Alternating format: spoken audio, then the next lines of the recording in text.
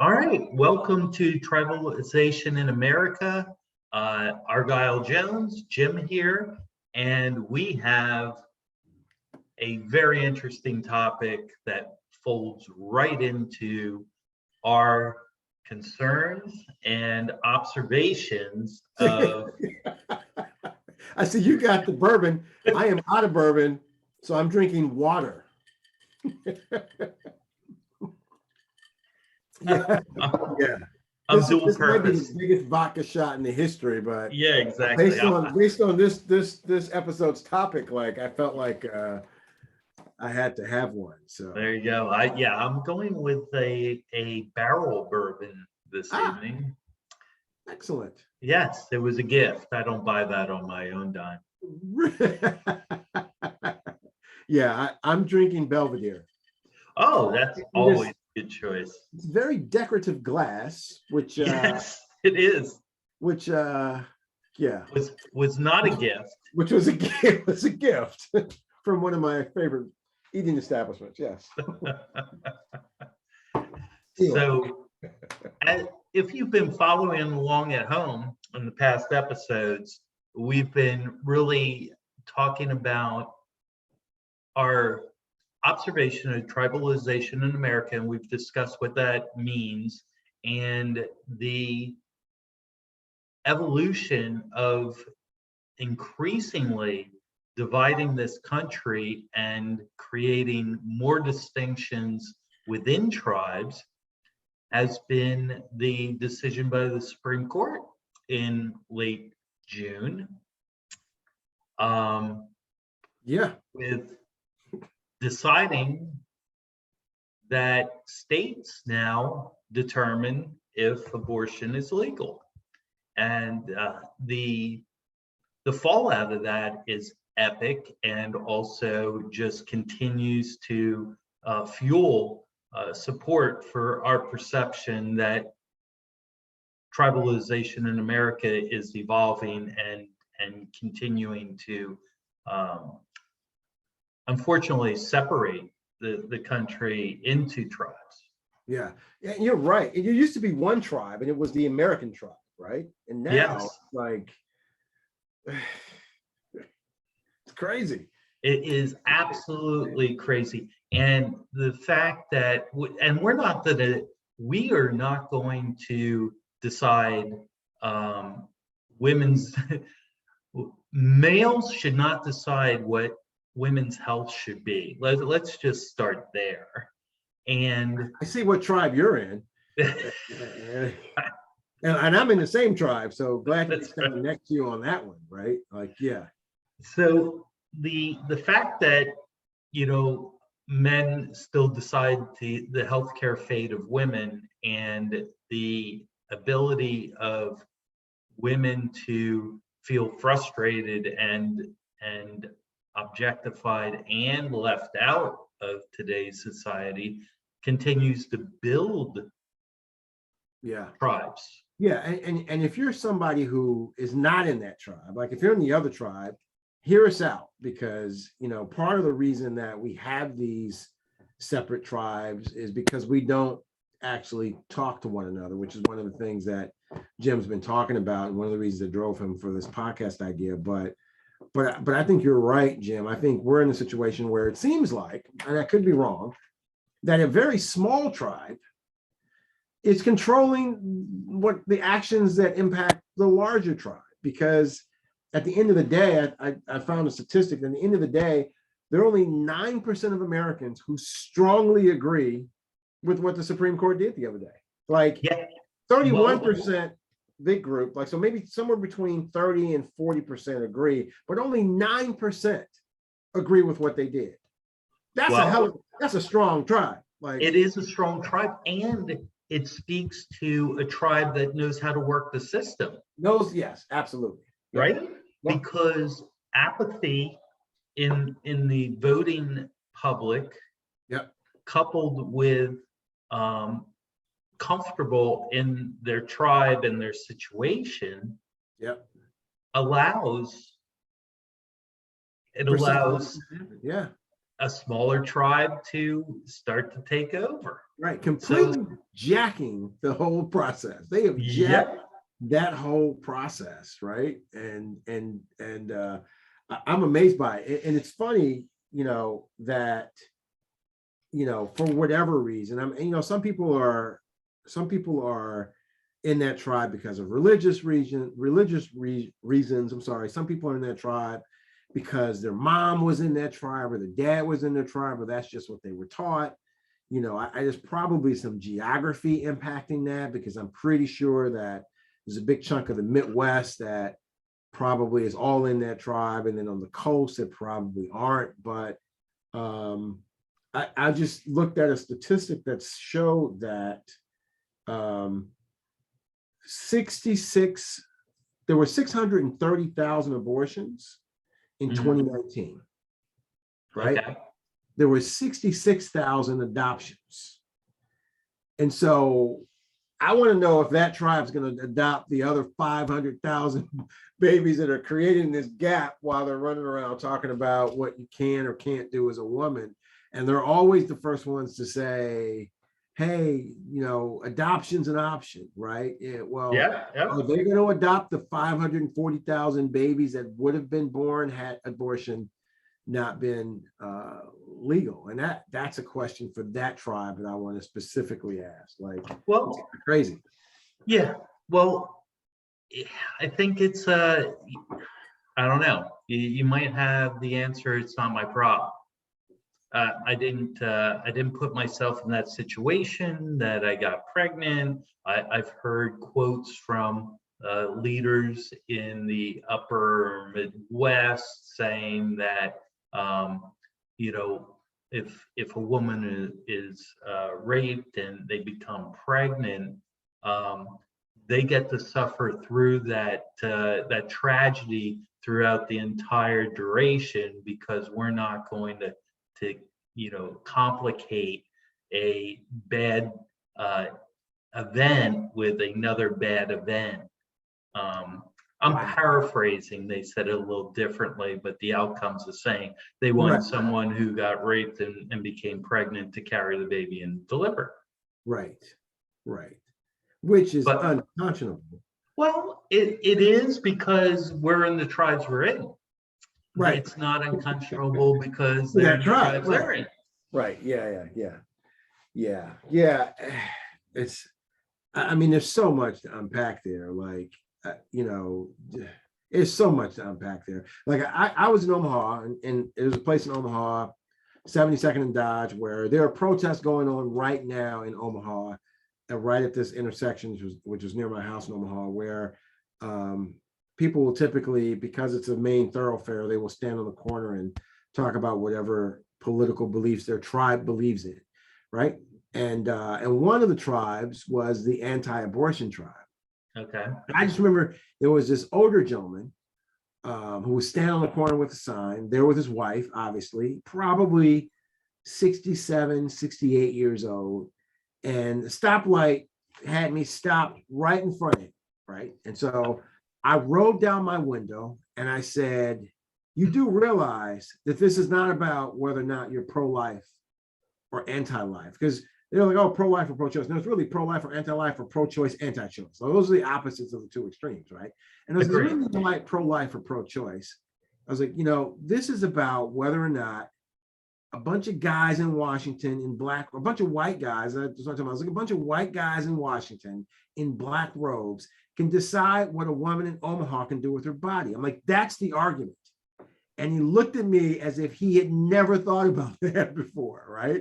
I'm like, that's what this is about. This is about, you can be anti-abortion and pro-choice. Yes, absolutely. Right? I'm glad you brought that up. Because it's as far as I'm concerned, I don't ever want to have an abortion, and I don't want anyone to, that's not what I'm going to do. However, I'm not going to tell that woman what she can do with her decision in her life. And that's the argument. But it seems like the tribes, because, that particular tribe has done a really good job of indoctrinating their members into believing that it's one or the other, right?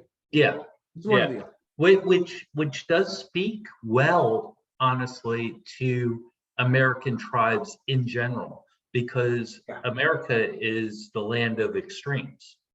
Yes. You can't, being in the middle and being fairly moderate in and understanding, or I should say, you'll consider other views, is not the American way anymore. You're not, you have to be on one side or the other.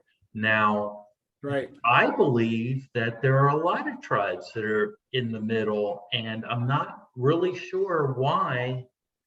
I really am not sure why that isn't the voting majority. That's where I think it falls down.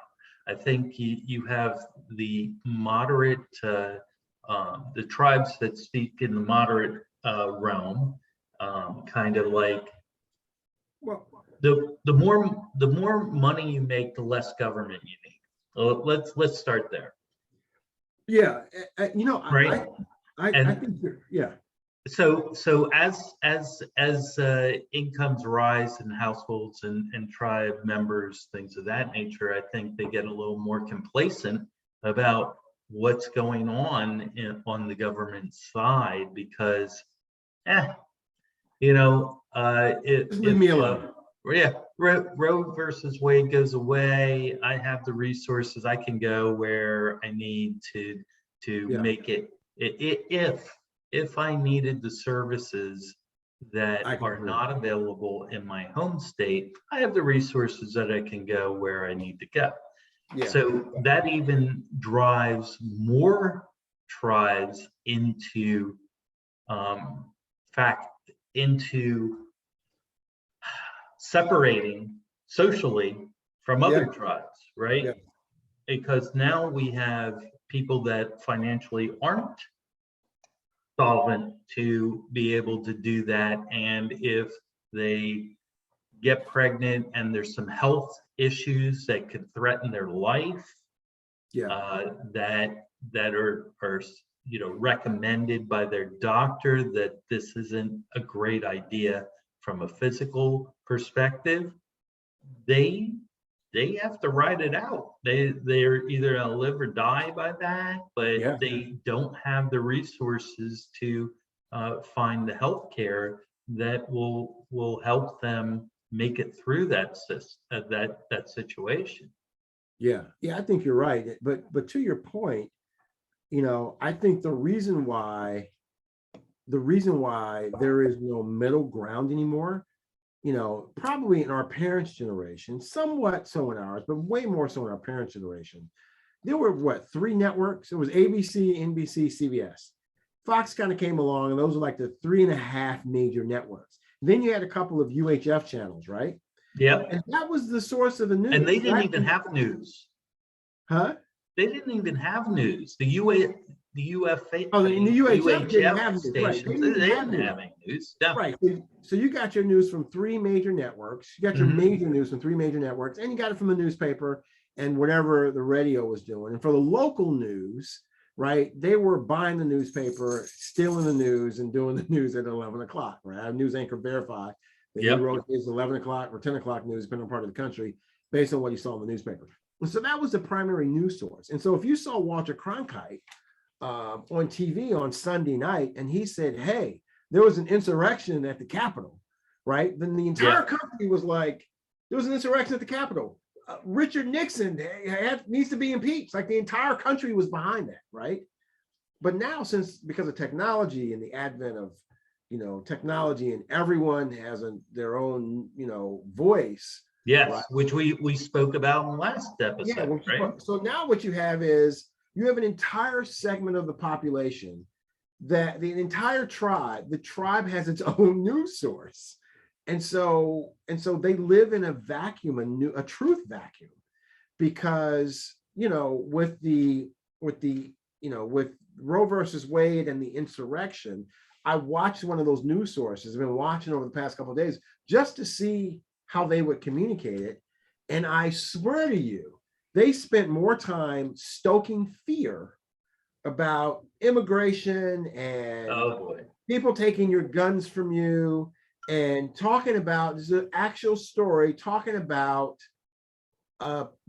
food processing, a problem with food processing plants in the Midwest, which are having issues with fires. They mentioned nothing after 7 o'clock about the fact that there was a woman on TV who was literally 10 yards from the president at all times and talked about how he was leading an insurrection. And so when you have that group that has its own organ that's telling them what the truth is, then of course they're going to be completely separate tribes, because that particular news organ for the past X number of decades has told that tribe that abortion's a bad thing, and it is anti-God, and it is anti-Christian, and it is anti-this, and anti-everything that you stand for, and it needs to go. And that's what they believe. Well, period. Yeah. And prior to that, honestly, you had religious organizations that said the same thing. Right.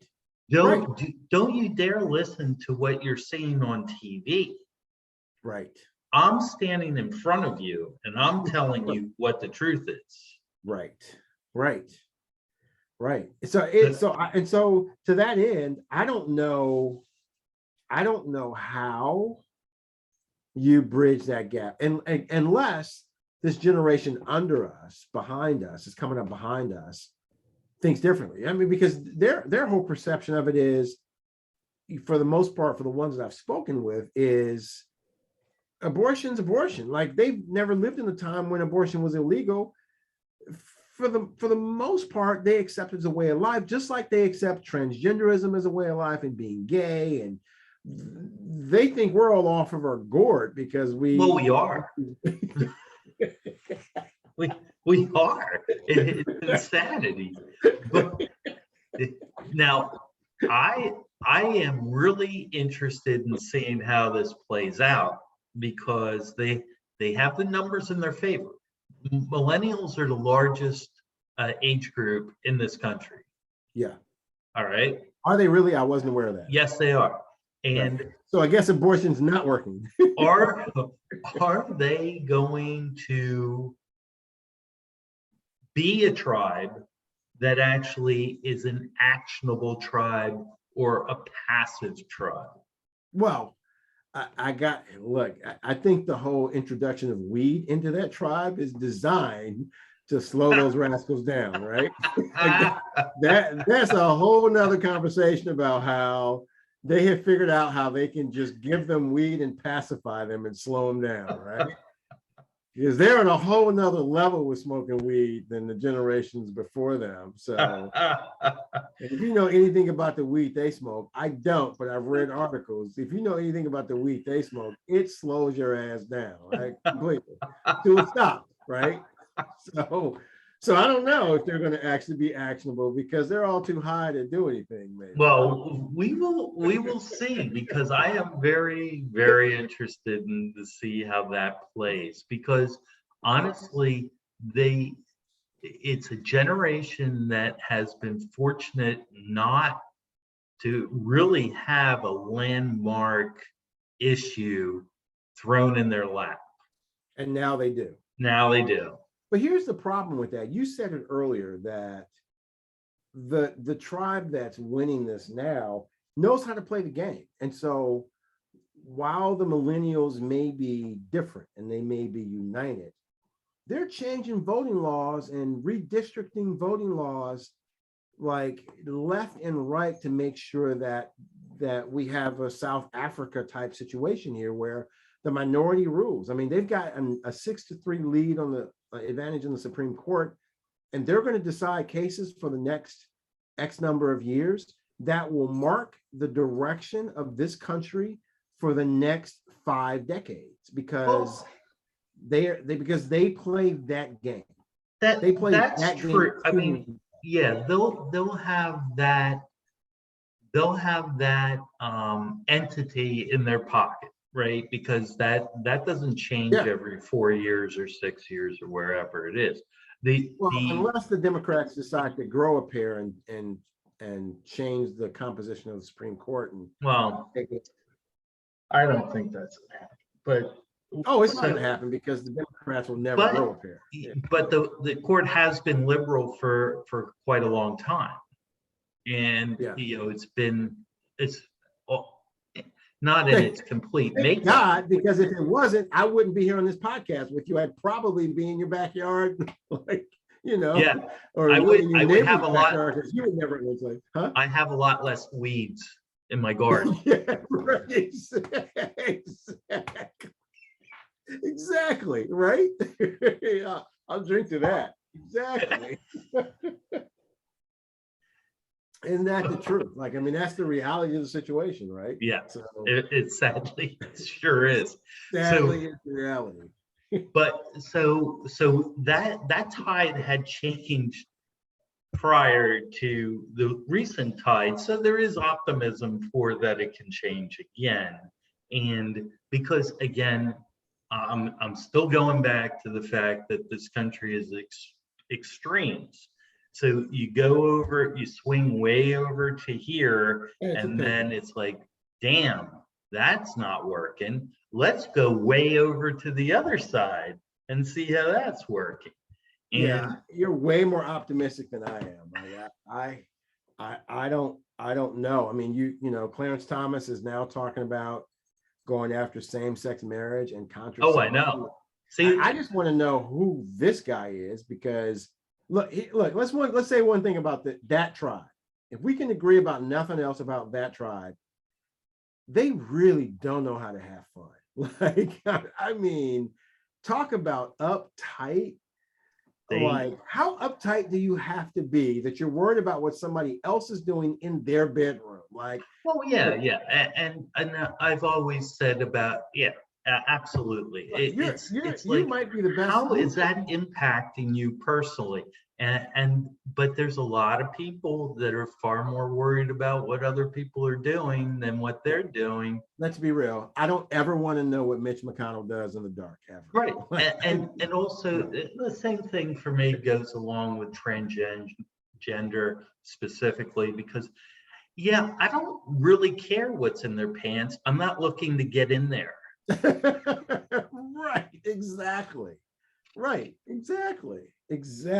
You said it right. Like, so it's, it's a slippery slope. And, It is. So now we come to the fact that we have more division, more tribal separation, more distinctive tribes battling. Yeah. Right? Because now you have quantitatively the tribe that you have a tribe.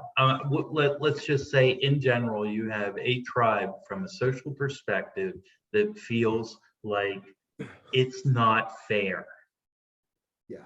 It's not fair. We talked about one of the characteristics of belonging to a tribe, because you think that it's about fairness, and you don't think that's fair. To me, to what I believe in, to this, to that, what is that tribe going to do? And the likelihood is they're going to alienate the other tribe more by trying to get results on what should What's important change to address, right? Yeah. So that's just going to make more tribes. You're right. Exactly. Yeah. And it's interesting that, I mean, in these times, you really find out who people are, because as you said, the tribe, there was a time when you could be in a tribe, but you kind of kept it to yourself, right? And because it wasn't a big facet of being in the tribe, right? Right, exactly. Right. There were tribes that had not 100% the same views. Right. And I think we legislated away some tribes, like, hate groups, etc., with some of the stuff that happened in the 60s with the civil rights movement and women's rights. It became unfashionable to be in a tribe that was anti-equality.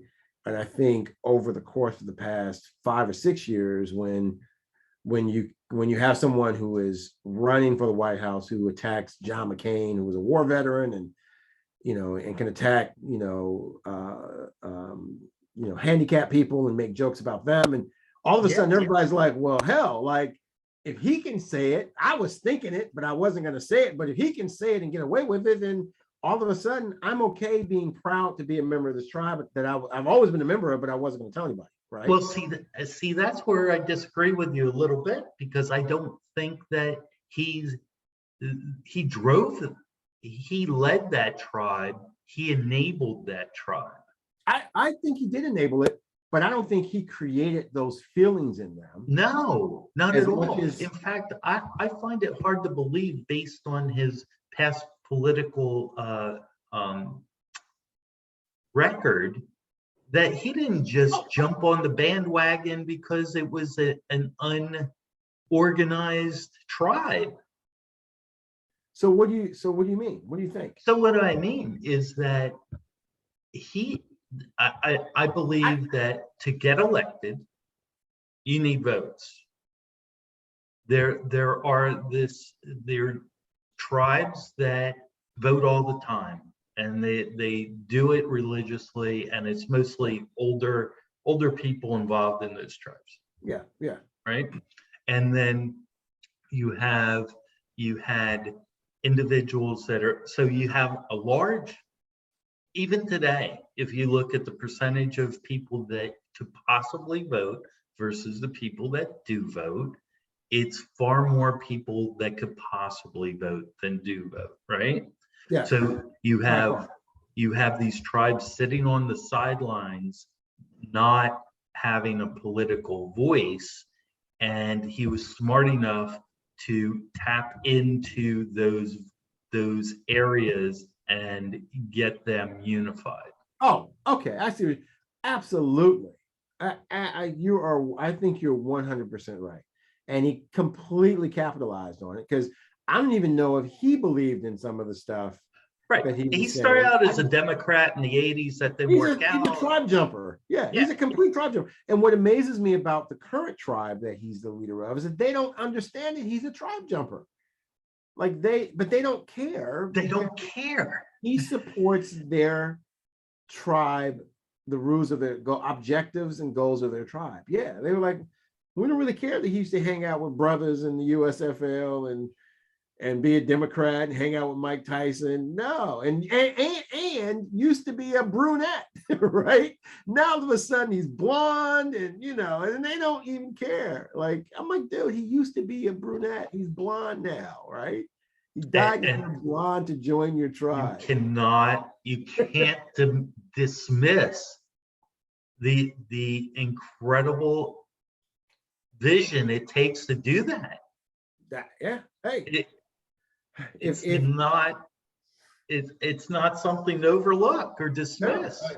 Hey, he is a master at being a mobster. Like, you got to admit, like, when it comes to getting what he wants, I don't want to take us too far down this rabbit hole, but right, because we're gonna be wrapping up this episode soon. Yeah, can we talk about this for 3 days? Exactly. But I remember in his book, he was trying to get some piece of property, trying to get an investor for this piece of property, a piece of land in New York project, and he couldn't. And so he had land, and he told the guys, meet me at 1:00, right? This plot of land. And he hired a couple bulldozers to move dirt back and forth, right? And they showed up at 1:00, and he was like, yeah, this project is moving. You better get on this while you still have a chance, and all these guys were doing was moving dirt back and forth. And they were like, oh, well, and count us in. And so they invested in the project. They were the first ones, had no idea. They thought they were one of the last, because he was lying to them. But when I read the book, I thought that was ingenious, right? That is ingenious marketing, right? But now that I know who he actually is, man, he's a chuckster. Like, all right. So unfortunately, we try to leave an episode on a positive note. This is a rough rough topic to do that in, because we have a lot of unknowns in front of us, and we do know that it's just going to create more tribes and more tribal unrest. But we are going to regroup and come back and discuss further, not only on the Supreme Court decision, but the impact on the states and how that's going to talk about physically migrating to areas to join another tribe and those type of topics next time. You know, you mentioned something. I know we've got a couple minutes left. You mentioned something, you know, in one of our conversations before today about some of the businesses, if you want to leave on a positive note, some of the businesses and how they have stepped up in the wake of the Supreme Court decision. Can you, like you were trying to share one? Oh, yeah, absolutely. There are a number of larger corporations out there that basically said people that are our employees or in our tribe, if you need health service, if you're a woman and you need health services that aren't provided by the state you reside in, well, make sure you get to those services. And again, and we should follow, we should start the next episode on that, because that actually is a great stance and helps a lot of people, but also creates more tribes because of economic division that we already have in this country, and the inability for a lot of people who don't have that kind of supportive employer, or they have multiple employers, but not a firm base employer that can offer that type of service. Yeah, absolutely. I know there are a couple of them out there that offered as much as $4,000 to a family to actually travel to get an abortion. And that's great, because you know they're not legally obligated. Right. Yeah, exactly.